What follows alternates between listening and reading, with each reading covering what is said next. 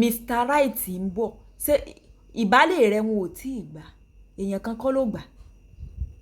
èèyàn kan kọ́ ló gbà ń di rẹ̀ wọn ò tí ì mọ sásunṣẹ́ wà rẹ̀ ìwọ ni ọmọ sòṣì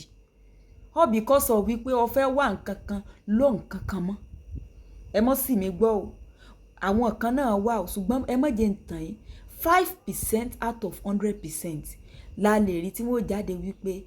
wọ́n ní mọ́ dúró láti ilé ìjọsìn wa ni Mr. Right ń bọ̀ eléyìí ò gúdù fún mi tọ́hún ò gúdù fún mi mọ́ tàn rẹ̀ èmi ti rí ọ̀pọ̀lọpọ̀ oríṣiríṣi obìnrin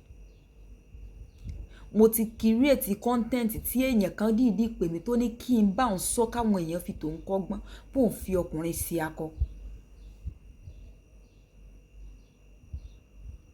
láàárín èmi àti ẹ at your age lóòótọ́ àwọn kan wà tó jẹ́ wípé wọ́n ní challenges ẹ̀